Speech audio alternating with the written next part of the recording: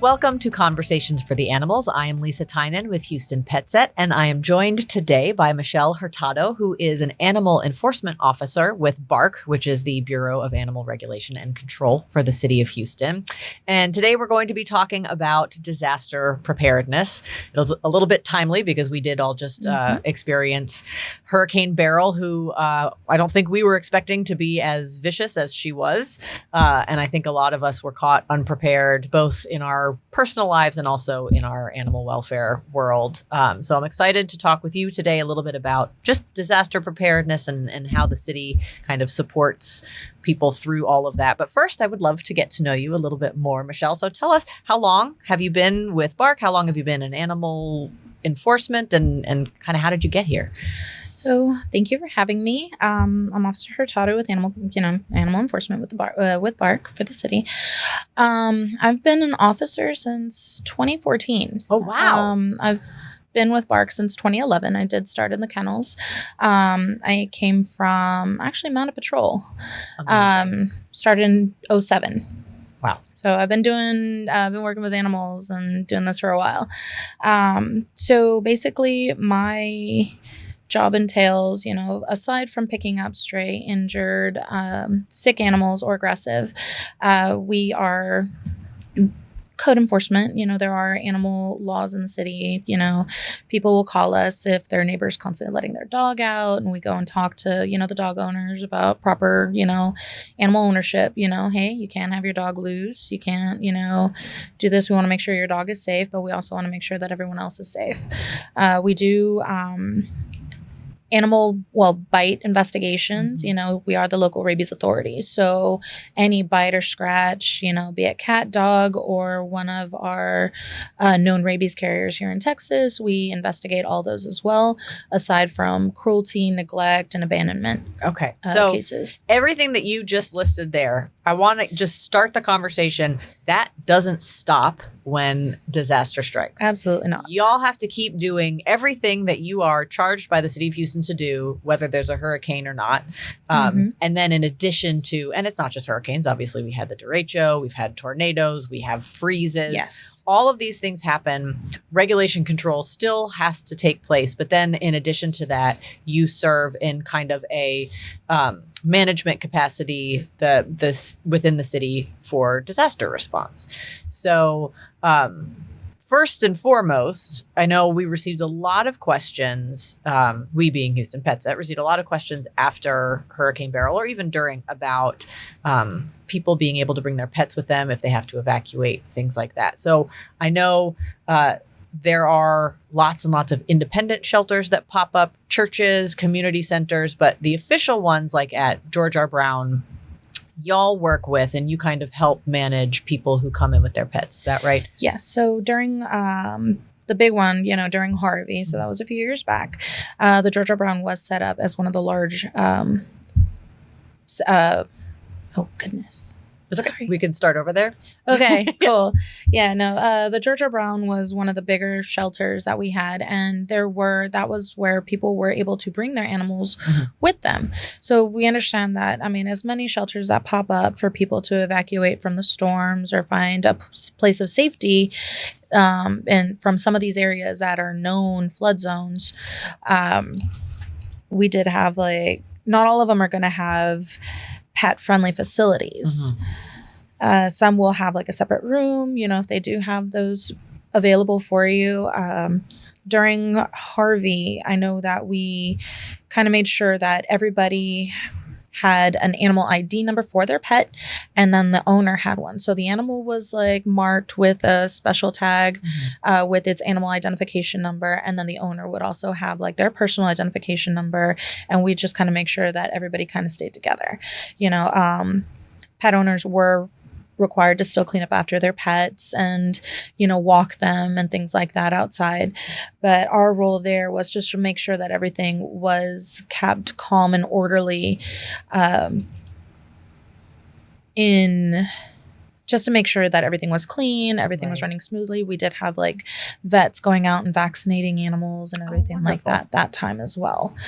Do people have to come with vet records in hand if they're evacuating with their pets? Is that requirement? Or, I mean, I know you and I spoke, it's just good to have your vaccine records, but are those required when people evacuate with their pets to a shelter like this? Not necessarily, because some people do just like it happens so quickly that they just get out. But it's always good to have a hard copy of your vaccination records, especially the rabies, which is required by the state of Texas for any owned animal, cat, dog. They have to have that rabies vaccine, and it has to stay current. I know people, we live in a digital world. So, of course, a lot of vets are just going to email you a copy of the rabies certificate as well and their medical records. You can just look it up. But in cases where you're not necessarily going to have access to that, if the internet's out, if the power's out, you're on your last bar on your battery. Yes, which I think we probably all were this past month. Exactly. Yeah. It's always good to have just a hard copy of all that and keep it with your personal documents, like your birth certificates, all your important documents, your kids' vaccination records. Right. It's all, people don't think about that whenever, as, that's just my dog, blah, blah, blah. But whenever it comes down to, hey, you need, show proof or anything like that, it's always good to just keep it all together. It's an important document. Absolutely. So now that we've veered a little bit into like what to do before disaster strikes, this is kind of where this is the conversation. No, if we didn't have it before, Beryl, we're definitely going to be having it now. What do owners need to have in place, ready to go? Not everybody's going to have a go bag, that has pet food or whatever. It's probably a good idea to put one together, though.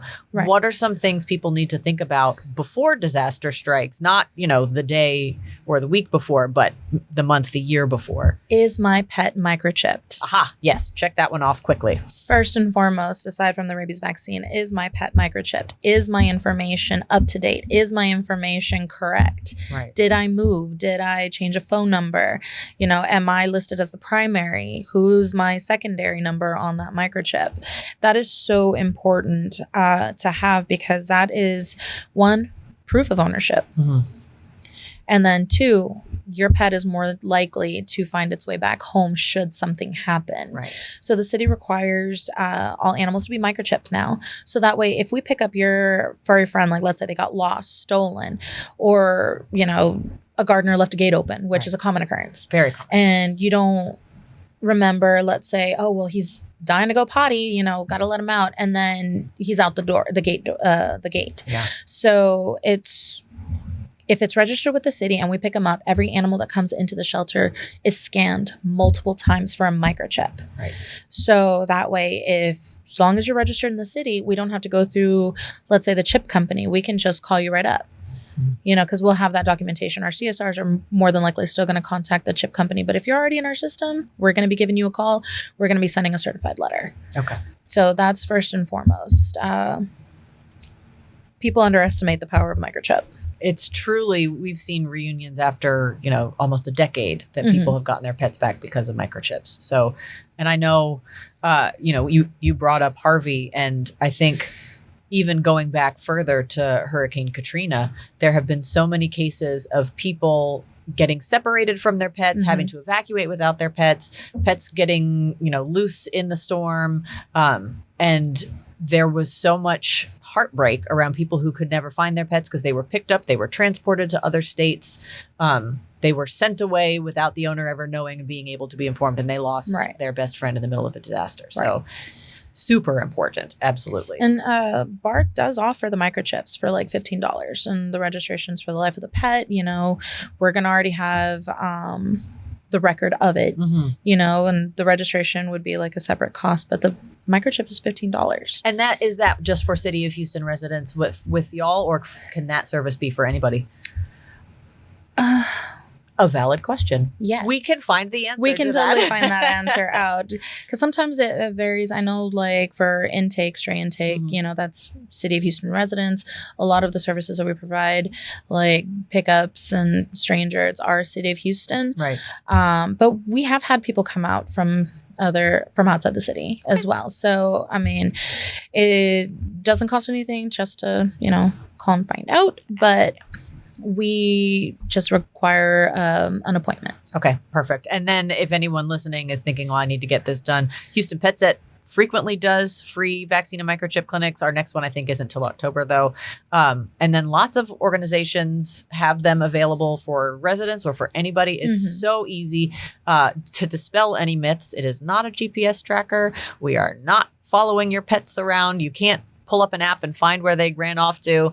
It's purely a form of identification. But like you said, it is required by the city of Houston, and a lot of municipalities around Houston are actually requiring that as well. It just helps keep the shelters clear. Also that, yes. The quicker we get your fur baby back home, that's space for a stray dog that needs it. Yeah. That's coming in. So, that keeps the shelters from overfilling. It happy reunions, for the pets and the owners.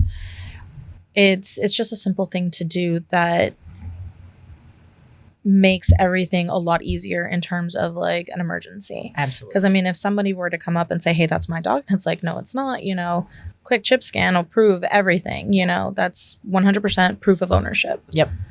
Excellent. Now you said it helps clear the shelters, and that's another thing that I wanted to bring up a little bit is, we're talking about how owners can prepare for a disaster, have a go bag, have your pet's microchip up to date. I also want to talk a little bit how rescues and shelters should be preparing for a disaster. And one of those things I know you mentioned that BARC had done is clear out space ahead of time as much as you possibly can, right? Talk a little bit about what that process looks like. So we were anticipating quite a quite large amount of animals that were supposed to be, oh crap, you might want to edit that part Okay. out.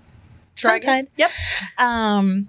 So we were anticipating a lot of animals to be coming into the shelter after Harvey. So many of our animals were actually taken to other shelters by bus. Some may have been flown out. It's been quite a few years now, but it's we did have to anticipate like any animals that were sick, that had holds, that, of course had their owners, those stayed, but they, quite a few went out of the city just to prepare for that influx that was going to be coming in. Right. So there were so many animals left after that, and even during this storm, if you haven't noticed it on your Ring app, on your, your next door or your neighborhood Facebook pages, it's just flooded with pictures of whose dogs and, with the caption, whose dog is this? Does anybody know whose dog this is? I can't keep it. Somebody come get it. Who do I call? Right. That sort of thing. And that's all over the city, the county, everywhere. It is.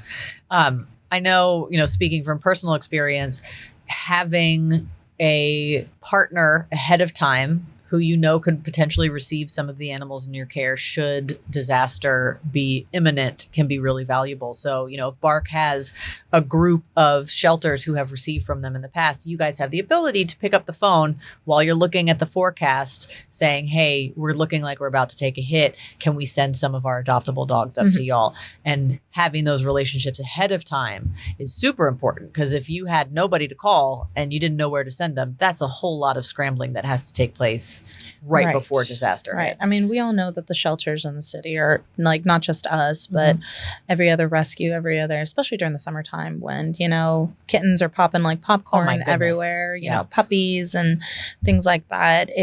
Everybody's just packed to the brim. Right. So plan ahead. This is the number one thing. We also see a lot of scrambling after disasters. If somebody's missing their pet, if they had to evacuate, they couldn't take it. What do you recommend if someone's pet is missing? What steps do they take? Who do they contact? Where do they look to try and be reunited? Whether they're microchipped or not, where should they start looking? Well, when people out in the field ask me, oh, did you pick up my dog? Have you seen my dog? And I'll ask them, first off, is your pet microchipped? Right. When's the last time you've seen it? And we'll just start going like, hey, look, do you have a neighborhood page? Post your pet. Say, hey, look, my dog got out. My dog's missing. Has anybody seen it? Post, take flyers to your local vet. Typically, like if a Good Samaritan finds your dog, they're going to take it to a vet or the shelter to see if it's microchipped. So that way we can contact you a little sooner, so you can come and get your dog. Always, and kind of like with kids, always have a current photo. Current photo. I have seen so many completely unidentifiable photos posted where it's in a shadow, it's the side of the animal's face, it's like that. Instagram, Snapchat filters with the sparkles. I'm like, your dog does not walk around with a cloud of glitter. No. So just have a current photo of your dog, just regular light, just have a current one. I mean, did he have a haircut at the time? Did he have, and many of us take millions of pictures of our dogs. I know I do. Yep. Yes. So, I mean, there's always, you can literally see the change. So if you're trying to show a picture of your puppy from like 6 months ago, and then it's already looking like a giant polar bear, people are going to be looking for your small dog, for a puppy or something with a puppy face, and not, this giant dog that's just been picked up, know? Always just. Does BARC have a page on the website that posts lost dogs? Yes, we do. So all of our animals, whenever they're picked up and they're processed at the end of the day, like whenever our officers come in, and for any animal that's like brought into the shelter, they're going to get scanned for a chip, just to make sure they're not already in our system. They're going to get a current weight, and they're going to get a current photo. Okay. They're also going to get like basic vaccines upon entry. And those photos are going to be posted on our website. So that way, if you are looking for your lost pet, you can always go to our website. But I tell people, look, don't just look at our page. Sometimes, animals go to other shelters for whatever reason. They don't know that they live within the city of Houston. They'll go outside your boundaries. Right, because we've had that happen. Yeah. So you can always check the Humane Society, always check like the SPCA, always check the local shelters, but still try and post photos of your pet. Just, hey, I'm looking for them. Has anybody seen them? You never want to post like an actual physical amount for a reward if you're going to offer one, never, of course, there have been people where they're like, well, I've got your dog, but you got to meet me in a shady alley, Don't do that. Public places, police stations, that sort of thing, just a safe space. But for sure. Now, in the event of these types of disasters, and, anyone who was here for Harvey or even for the winter storm Uri and all that, we know that it's a little bit chaotic during and immediately after. Yes. And I know that I witnessed a lot of panic that turned into anger, and a lot of that panic turned into anger was directed at people trying to help. So, if you don't receive an answer right away from BARC, is my dog there? Know that not only are y'all responding to disaster, but you're also still doing all of your enforcement. Animal cruelty doesn't stop when a hurricane happens. Right.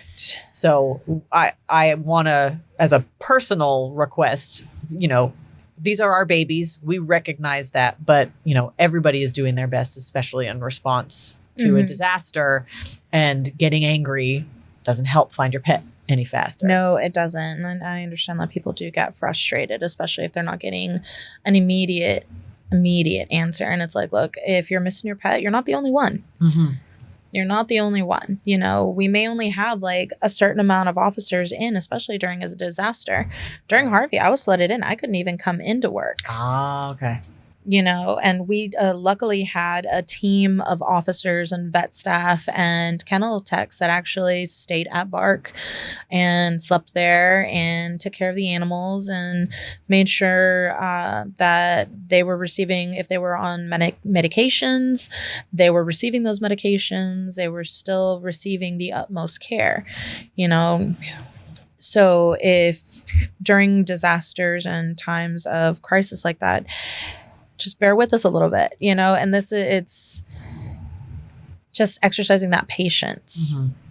I know you want to get back to your baby. You want them back, but what if we had lost power? So we're not going to be able to answer the phones anyway. Everything's like run off the internet. And BARC has lost power, Yes. I think, in the last 2 storms that we've had. Yes. So that was already fixed, and it was fixed relatively quickly. Great. So because, I mean, we want to make sure that the animals are kept comfortable, Of course. and not just, you know, in the dark.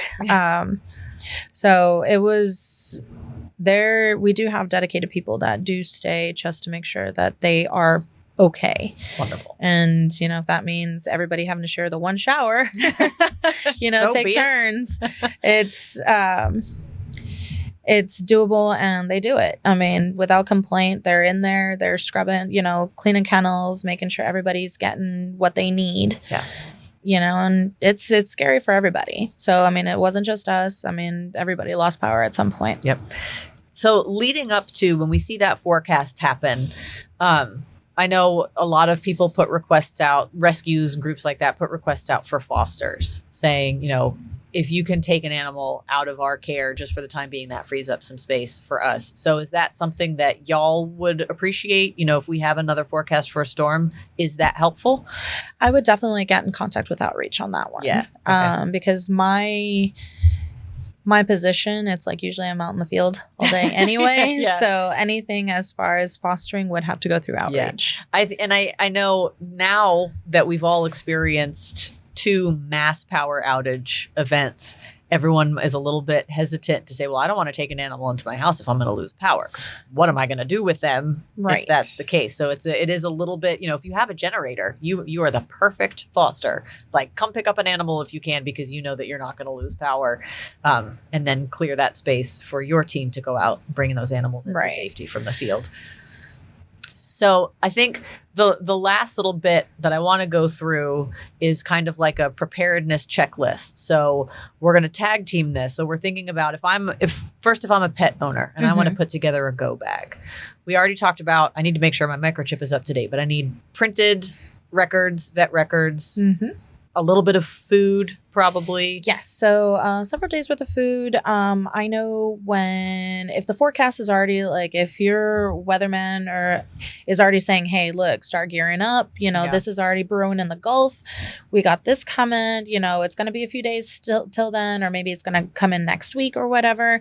Talk to your vet. If your dog is on anxiety medications, if they need a new thunder shirt, if they need a safe space, you know, have their crate ready and lined up with their favorite things, have their medications already on hand. Not everyone is blessed with doggies that sleep through thunderstorms like mine. Same. They could care less. So, because that's pretty much what they did throughout the entire thing. Yeah. They just slept. Do they have comfort toys, comfort treats, you know, an extra blankie? Have their tags. Oh, yes. Tags. Collar and tags. Yes. Collar and tags. Extra leashes. Just in case. You never know. And then if you do have to evacuate, it's make sure that your animal is properly it has like all its identification stuff on. Yeah.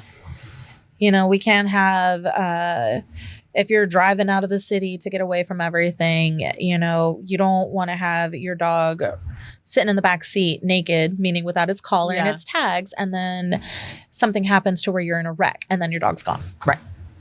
The collar doesn't do you any good if it's in your bag. Exactly. Right. I know some people will have like doggy seat belts that attach to their harness, which is, you know, really good. It keeps them secure so they're not like, you know, bouncing all over the place. Some people will put their animals in travel crates, which, you know, for cats, that's amazing because cats like to wander. Yes. And it's just a matter of keeping your animal secure with everything it needs in case you do have to go. Yep.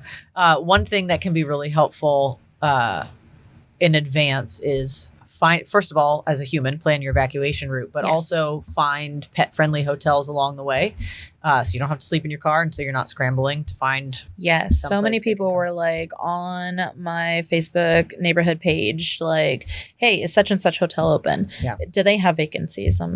Do they have this? Do they have that? You know."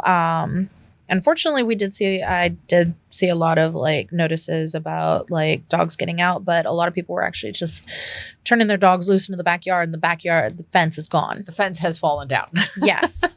So part of part of mine went down in a couple of spots. So whenever the babies had to go outside to go potty, I was with them. I kept eyes on them. They were supervised. Right. And then immediately back inside. Yep. And if you don't have a good recall on your dog or your cat, put a leash on them. Exactly. If they don't come when they're called. Now, it would be wrong of me not to mention, especially since you said you were formerly part of the mountain patrol. This does also apply to horses and other livestock. There does need to be hurricane or disaster prep for these large animals. I have personally held on to a lead rope of a horse that had to swim out of floodwaters while in a boat. Okay. The typical thing is, well, they'll figure it out.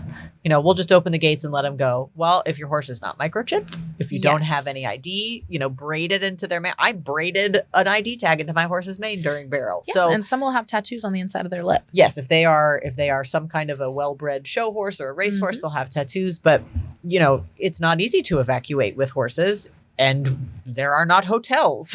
So that's where the planning ahead comes into play. Do you have a friend outside the city, outside of the harm's way, that's barely going to get any rain? Do they have some land where you can just, hey, take them out there? If you have to stay, it's like, okay, do you have enough food? Do you have enough hay? Do you have enough grain? Do you have enough medical supplies? Horses are very good about hurting themselves. Yes. They want to just cost you as much money as possible. Yes. I mean, they're beautiful animals, and everybody's like, oh, horses are so majestic. They're so graceful. I'm like, I just saw that one run into the fence because he got angry at his buddy. So, if you want to just kind of like remove anything that could be a danger to them, especially if you're going to leave them out in a pasture.